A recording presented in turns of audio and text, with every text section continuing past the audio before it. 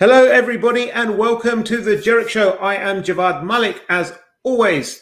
And unfortunately, I can't do this thing alone today, despite my many requests to management. So alongside me, as always, is the wonderful Eric Crone. As always, because we haven't said that enough already. No. I'm doing good, Javad. How are you doing? Are you counting my verbal tics now? I am. I'm going to make fun of everything I can possibly find.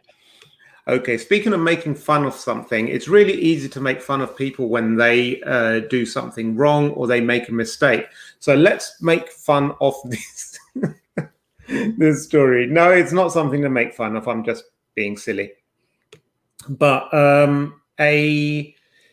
so we're in the phishing business. So we send simulated phishing to help train people to make make better decisions so they can see that.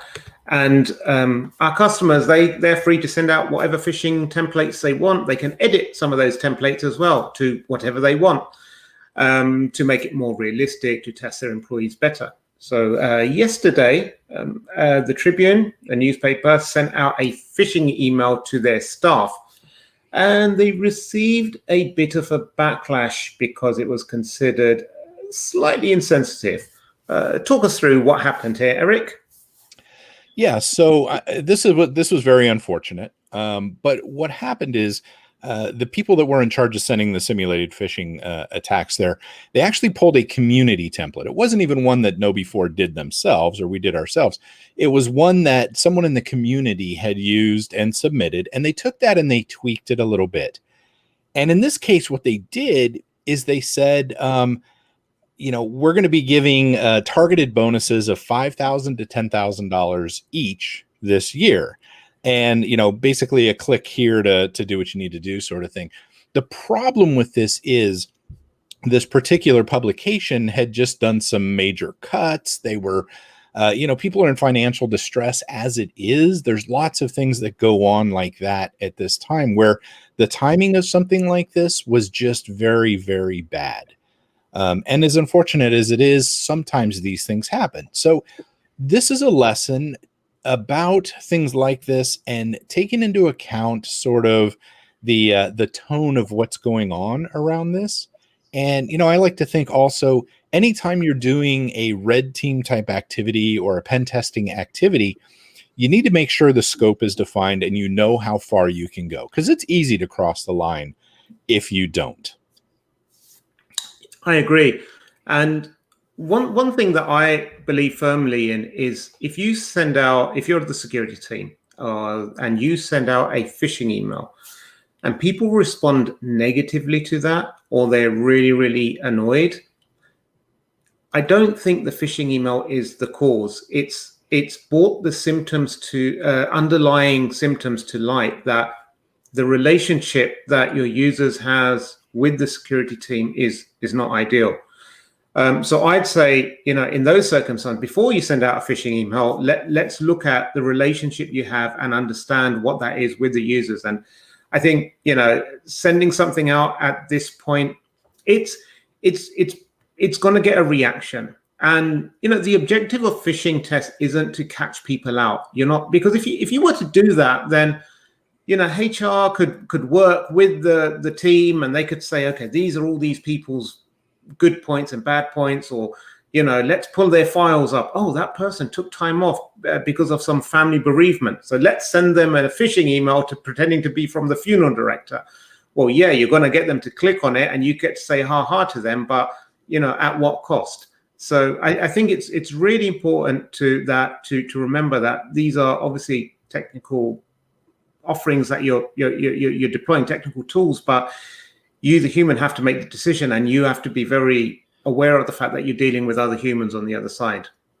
Yeah, and there is a valid argument that in cases like this, where it's been very public with the layoffs and things like this, that the bad guys could in fact exploit something like this, right? And it would probably be very effective. So that's kind of the counter argument to say, well, actually, the bad guys could be doing this. It comes down to, just thinking about it from the outside and being very cautious with things like this. And you're right, this can definitely impact the relationship we have as security professionals with the users, which is a detriment, right? We want them to feel comfortable picking up the phone and going, this may be nothing, but I mean, that's saved me from a W-2 scam. If somebody picked up the phone and said, I don't know that this is anything, but it makes me feel kind of weird. And sure enough, it was bad, right? So we have to be careful with that. And again, this is the same in any kind of pen testing. So if you're having physical pen testing done, right, is it enough to have them, just try to walk in the front door with a badge? Or are they going to, shake the doors on the outside and see if they can get in that way? Or, kidnap a family member? And I mean, how far do you go with this thing? At some point in time, you're hitting the nuclear options when maybe that's not what you need to do. Maybe you need to send out a phishing email and then follow up with the, hey, and by the way, we may be subject to this because this is public, maybe, right? Something a little bit more informative maybe than this. I understand why it happened. It's unfortunate that it happened. And, it's just something that we should all try to learn from, honestly. Exactly.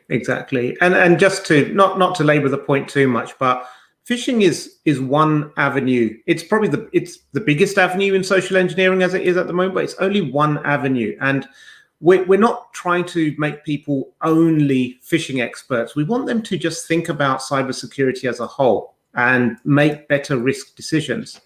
So, because all of us, I think at some point have fallen for a phishing email, whether it be a simulated one or a real one, or maybe you just pause for a while. So I don't think getting caught out is anything. It's not like, shame on you, but it's just about understanding that these things happen and they can come in many guises, in many forms, and they could come on the phone, they could come on in a text message or SMS. It could be so much more than just an email. So I think we need to broaden our horizons a bit to that regard as well. Yeah, it's a culture thing. It's an overall security mindset and culture thing, honestly. Yeah. Moving swiftly on to something a bit more lighthearted. So there's a town in Wales which I cannot pronounce because there's way too many consonants in the name. If you've ever been to Wales, unless you know Welsh, don't try to pronounce anything. And that's all I'm going to say about Wales. But there's this town, Aberhausen, in village, and every morning at 7 a.m., like clockwork, the internet would suffer. It would slow down, splutter, cough, start lagging, what have you. And no one could figure out why. So BT, who provide, they relayed a lot of the cable. They sent engineers around. There is a small town, so there's no hotels there, so they had to stay in a hotel 50 miles away and drive in every morning. They conducted an investigation for about 18 months. And then they figured out that there's a householder who had bought an old television, secondhand old, and it was downstairs. And every morning they'd wake up like clockwork, make their coffee, tea, eggs, turn on TV at 7 a.m. and the sort of interference that came out from the TV would knock out the whole village's broadband. So they told the owner. He was mortified, apparently. He promised never to turn it on again. Very embarrassed. And then BT were very kind. They released a very diplomatic statement saying, well, all sorts of electronic devices can cause interference, so make sure that it's approved, quality controlled, and in good working order. But I just thought it was funny to see, like, there were a TV could cause that much damage, and engineers were walking around with those spectrometers, spectrum analyzers, whatever. Yeah. You've got some experience with that kind of stuff, don't you, Eric? Yeah. So, ironically, this kind of reminds me of a story that I had a long time ago when I first got out of the Navy. I worked for a company. We did cable TV kind of over the airwaves, right? So you had an antenna on your roof, kind of like satellite, but much more localized. So we had these antennas up on a mountain, and it would shoot down to the houses where they'd have the little antenna, and then you get cable out of that, right? So It was okay. It was really good for rural areas where, there was no like cable laid out to the homes, et cetera, et cetera. So it gave those options for rural areas or lower income areas as well. Well, I was a troubleshooter for them, a technician, and I had this call of a gentleman who said every afternoon, like at a certain time, he loses his internet or his cable rather. And so I'm like, okay, whatever. They scheduled me. I go out there and I'm looking around. I'm looking at everything. And this was earlier in the day. So, it wasn't at the time. It's just when they scheduled me. And I checked all kinds of stuff. We tried some tweaks, said, okay, let's see how it happens. Let's see what goes on. And sure enough, I get called back out. And this time I was able to schedule it so I was there during the time that they said it was going to happen. And sure enough, we're sitting out there and I'm taking my measurements. I'm up there with the antenna looking at stuff. And he was in a mobile home, which was kind of down in a little bit of a depression. And then the mountain was up on one side over here. And at that time, while we're getting ready for this to happen, a train comes by and blocked the line of sight to the antennas. And so this train was up on an uprising and he was down in a hill and it just blocked everything. So this is what was happening, but it was really hard to tell unless we were there at that time. And again, it didn't take me 18 months to figure it out, only being out there at the time. But there's funny stuff that sometimes happens like that we never really put together, something like a train a little ways in the distance blocking that. Interesting times for sure. And I feel for this poor guy, buys a secondhand TV. Who knows? Was it doing that somewhere else? Maybe that's why they traded it in or sold it, right?